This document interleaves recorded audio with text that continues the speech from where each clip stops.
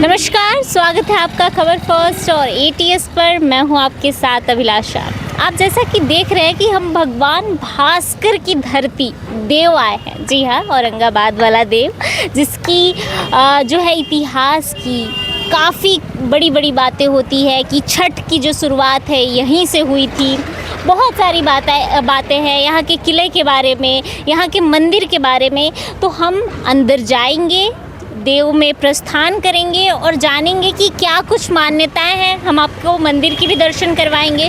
गर्भगृह के बारे में बहुत कुछ कहा जाता है कि वहाँ का जो कुंड है उसे चना अमृत के रूप में है जो इस्तेमाल किया जाता है। यहाँ के जो तालाब है उसमें स्नान करने से कुष्ठ रोग जो है वो ख़त्म होते हैं। ऐसे बहुत सारी मान्यताएं हैं।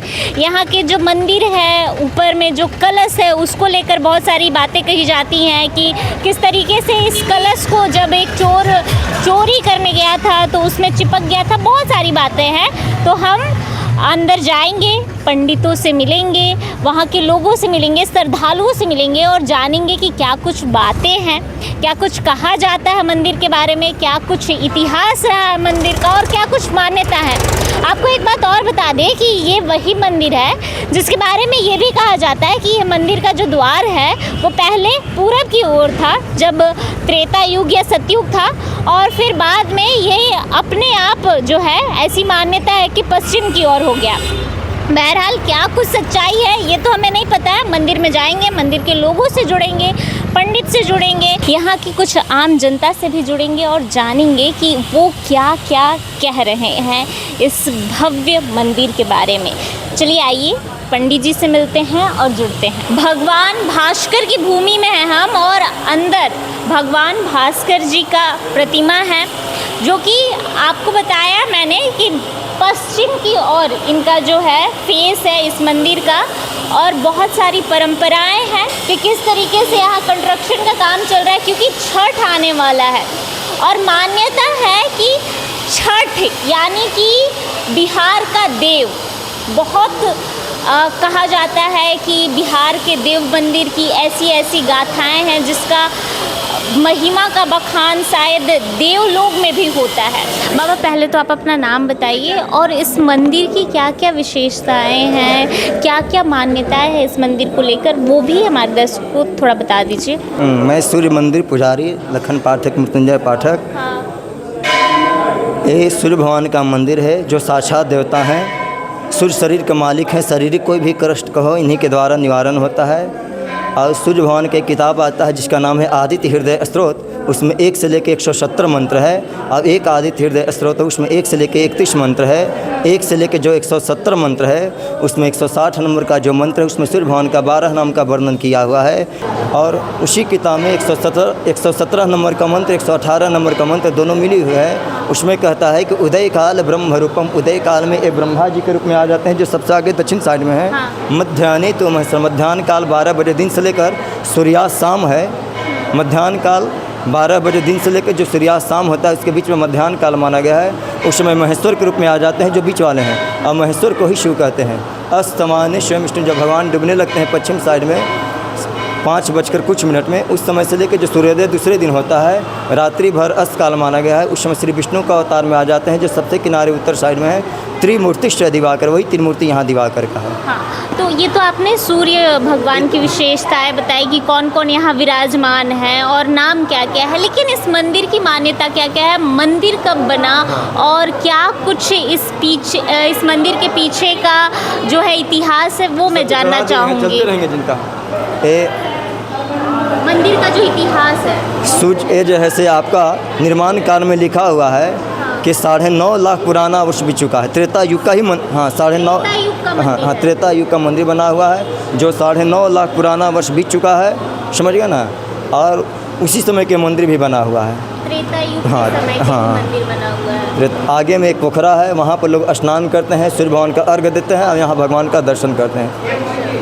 छठ पूजा को लेकर क्या क्या विशेषताएं हैं, क्या क्या परंपराएं हैं? यहाँ पर जितने भी श्रद्धालु लोग आते हैं जो भी अपनी मान्यता मन लेके आते हैं उनकी पूरी मर्यादा जैसे पूरा हो जाता है, समझ गए ना। बिहार का समझिए कि बिहार का सूर्य मंदिर एक यही है आपका देव सूर्य मंदिर। और एक पूरे हाँ पश्चिम का द्वार है, पश्चिम का द्वार है। पहला ऐसा मंदिर है जिसका सूर्य मंदिर जिसका द्वार पश्चिम की पश्चिम ओर का है। पूरे भारतवर्ष में कोणार्क सूर्य मंदिर के नाम से प्रख्यात है, विख्यात है। उसके बाद देव सूर्य मंदिर है। हाँ। जब आप कोणार्क सूर्य मंदिर में जाएंगे तो वहाँ मंदिर का ढांचा बना हुआ है, उसके अंदर कोई मूर्ति नहीं है। यहाँ मंदिर का ढांचा भी है, मूर्ति भी है, किस किस काल में किन की पूजा होता है वो भी हमने वर्णन कर दिए। चलिए आइए कुछ लोगों से भी जुड़ते हैं और जानते हैं। क्या नाम हुआ चाचा आपका? हमारा नाम प्रदीप कुमार शर्मा। इधर थोड़ा सा क्या नाम प्रदीप हुआ? कुमार शर्मा। प्रदीप कुमार शर्मा। कहाँ से? हम हैं गया जिला आमस से। गया से देव दर्शन करने आए हैं। जी, आमस थाना से। आमस थाना से। जी जी जी इतना दूर से यहाँ दर्शन जी। आने हाँ, का राज क्या है? हम लोग का आस्था है यहाँ। आस्था है जी। तो छठ में इस बार आएंगे? जी नहीं, हम लोग तो नहीं आएंगे, लेकिन गांव के लोग बहुत सारे आएंगे यहाँ। क्या? कि इस मंदिर का कुछ इस तरह का आस्था है जो खुद विश्वकर्मा भगवान द्वारा निर्मित किया गया मंदिर है। ये खुद विश्वकर्मा भगवान द्वारा निर्मित किया गया ये मंदिर है। और एक मंदिर और है जो मदनपुर के पास पड़ता है, उमगा। उमगा। जी जी जो शिव मंदिर है। जी जी जी जी जी उमगेश्वरी मंदिर जो है उमगा में बना हुआ। हाँ, तो कुछ पूर्वजों का इस तरह का हम लोग को सांस्कृतिक ज्ञान दिया गया है कि ये मंदिर जो है इनकी आस्था है कि जो भी सच्चे मन से इनके द्वार में आता है, हाँ, उनकी मनोकामना ये पूर्ण करते हैं। हाँ। क्या नाम हुआ चाची? हमारा तो गोल है और ना है। क्या नाम हुआ बताइए? हमारा नाम तो परमिला देवी है। परमिला देवी। कहाँ से आई हैं? हाँ, साँव से आ रहे हैं। साँव कहाँ पड़ता है? टूल ट्रिप से हम। गया जिला से। हाँ। धर्म पत्नी है उनकी? ना ससुर लगते हैं। ससुर लगते हैं। माफ कीजिएगा, माफ कीजिएगा। ससुर लगता है। अच्छा चाची क्या मांगी? एक मिनट, क्या मांगी? दो मांगता है आदमी, आओ का बाल बच्चा के खुशी ले आओ। बाल बच्चा की खुशी ला। छठ कर रही हैं इस बार? ना, गोल लगे। छठ नहीं कर रही हैं। तो छठ को लेकर क्या क्या परंपराएं हैं घर पर? छठ कैसे मनाती हैं? क्या कुछ है? वही जो पालन होता है, पार प्रसादी बनता है, करना होता है, यही सब होता है। अच्छा। और का तो देखिए कुछ यहाँ के जो श्रद्धालु है उनसे भी हमने बातचीत की और श्रद्धालुओं से आगे चल के हम बात करेंगे। पहले बताइए नाम क्या है? हमारा नाम मुन्ना मालाकार है। मुन्ना मालाकार। हाँ। यहीं से है? हाँ, यहीं का। यहीं के हैं। क्या माहौल होता है छठ में? यहाँ छठ में बहुत अच्छा माहौल होता है यहाँ। पूरा हाँ। एकदम छठी मैया। हाँ हाँ, छठी मैया का भगवान माहौल- भास्कर की हाँ, भूमि में गूंजते उठता है, एकदम गूंज रहा है। हाँ, यहाँ का माहौल गूंजते हुए रहता है। गूंजते और यहाँ कम से कम मतलब 10,000 20,000 आदमी का भीड़ बराबर रहता है। यहाँ का जो किला है उसको लेकर भी बहुत कुछ बातें कही जाती है। वो शायद किला है क्या जो दिख रहा है? किला है। किला है। हाँ, किला है। तो वहाँ तो राजा साहब मर गए हैं और हम लोग का जन्म का पहले ही से वो मर गए हैं, तो हम उसमें तो क्या कुछ मान्यता है वो किला को लेकर और इस मंदिर से? वो दोनों मंदिर और किला का क्या कुछ कनेक्शन है, इतिहास का है? इसका किला का कनेक्शन तो जो राजा थे, राजा आए थे उस टाइम में किताब में लिखा हुआ है, वो ये मंदिर का कलश को बैठाए हैं, सोने का। मंदिर के जो कलश है, हाँ, सोने का कलश। सोने का तो दिखता नहीं है। सोने का ही है। सोने का? हाँ, कलश बैठा है। और वो जो सूरज कुंड तालाब है वहाँ का मतलब घाट बनाए हैं वो। हाँ, उनका घाट शरीर, बनवाए। हाँ, उनका शरीर में कुष्ठ हो गया था। हाँ। पहले अथी था, आहार टाइप का, इसी आहार टाइप का था। तो उसमें उन्होंने जा रहे थे, उधर से आ रहे थे घूम के कहीं घोड़ा से सवार होकर, तो उनका कुष्ठ था, तो पानी में ऐसे हाथ हुए तो उनका सब ठीक हो गया। और फिर वो पूरा शरीर लेट गए उसमें, तो पूरा ठीक हो गया। तब उन्होंने स्वप्न हुआ कि इस मंदिर का कलश को बैठा, तो वही राजा साहब ने कलश को बैठाया। हाँ, यहाँ पे एक रात में 3 मंदिर बना है। कौन कौन मंदिर? देव, देव, उमगा हाँ, और देवकुड़, 3 जगह। देवपुर। हाँ, तीनों मंदिर अपने अपने आप एक रात में बना हुआ। आपका क्या नाम हुआ? दिल बाबा। क्या? दिल बाबा। दिल बाबा। नाम बहुत इंटरेस्टिंग है, बहुत अच्छा लगा। अच्छा, इस मंदिर का क्या क्या इतिहास है? यह मंदिर 10.5 लाख वर्ष पुराना है। 10.5 लाख वर्ष, जी। त्रेता युग की बातें हैं। बाबा भी बता रहे थे कि मंदिर का दरवाजा पूरब की ओर था, फिर पश्चिम की ओर हो गया। इसके पीछे का क्या इतिहास रहा है? ऐसे साइंटिफिक तरीके से लोग सोचे तो उस तरह की मान्यता नहीं है, लेकिन फिर भी वैसे बताया जाता है। हाँ। ये सब किंवदंती कथा है। किसी ने एक दूसरे से कहा, दूसरे तीसरे से कहा, तीसरे चौथे से कहा, इस तरह से बढ़ते गया है।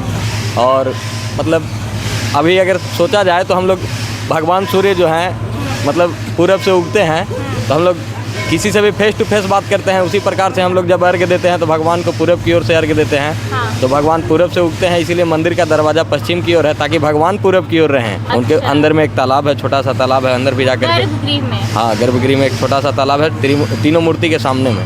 तीनों मूर्ति के सामने। अभी हम गर्भगृह में भी जाएंगे और ये देखेंगे कि तालाब किस तरीके का है और छठ पूजा को लेकर क्या क्या यहाँ व्यवस्थाएं की गई है। अभी तो हमने देखा मंदिर के अंदर कंस्ट्रक्शन चल रहा है, लेकिन और क्या क्या व्यवस्थाएं हैं, मंदिर की ओर से क्या क्या व्यवस्थाएं की गई है? मंदिर न्यास समिति भी बहुत सारी व्यवस्था करते रहती हैं। जल के लिए व्यवस्था कर रही हैं, यहाँ फर्श जो टूटा हुआ है उसको बना रही है। हाँ। टेंट पहुँचाने का काम कर रही है। बिजली का कंस्ट्रक्शन में जो कुछ भी प्रॉब्लम है, लाइट उट बुझने उझने का, वो सब कुछ सबको अच्छा तरीके से सुदृढ़ कर दिया गया है। और बाहर के जो सौंदर्यता है, अल्पना वगैरह बनाई जा रही है। मंदिर में देखिए जल के लिए चापाकल की व्यवस्था, अभी आवाज़ ही आपको सुनाई पड़ रहा है, यहाँ पर चापाकल की व्यवस्था भी कर दिया जा रहा है। और मंदिर को कोई साधारण तरीका से नहीं, बहुत एकदम सिस्टमेटिक और मैथमेटिशियन तरीका से बनाया गया है। सब मंदिर का एक एक पत्थर पर कुछ नंबरिंग लिखा हुआ है। कहीं पर भी देखिए, यहाँ पर भी मंदिर का पत्थर है, कैसा है?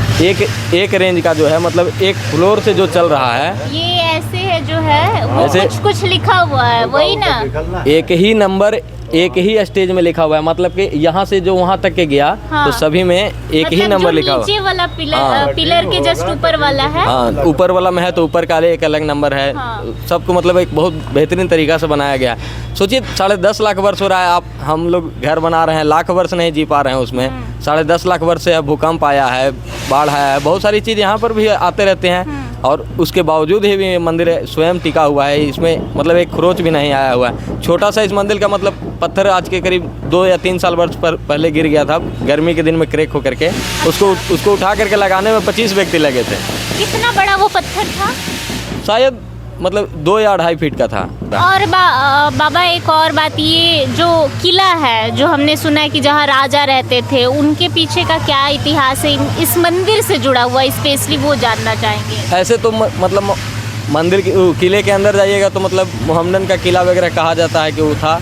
किसका किला वगैरह था? मोहम्मदन का, मुस्लिमों का किला था। उसको फिर हाँ, राजा इला के पुत्र एल जैसे इस मंदिर को बनाए थे। अच्छा। शायद उन्हीं का किला होगा, उसके बारे में पूरा विस्तृत जानकारी नहीं है। लेकिन उसके अंदर जाने के बाद जब हम लोग के अंदर में, मतलब हिंदू के अंदर में वो किला जब आया था, तो अंदर में एक तालाब वगैरह भी है। हाँ। और भगवान का कृष्ण किला के अंदर तालाब? हाँ, किला के अंदर भी तालाब है। 7 अगना का किला है। करीब 1.5 किलोमीटर के रेंज में वो किला है। 7 अगना का किला है और 1.5 किलोमीटर रेंज का पूरा किला है। तो ये थे दिल बाबा। बातें भी इनकी बहुत प्यारी प्यारी थी। चलिए आइए गर्भगृह में चलेंगे हम लोग और जानेंगे कि किस प्रकार का वहाँ का जो है तालाब है। वही कुंड है जिसके बारे में मंदिर से हमें पता चला।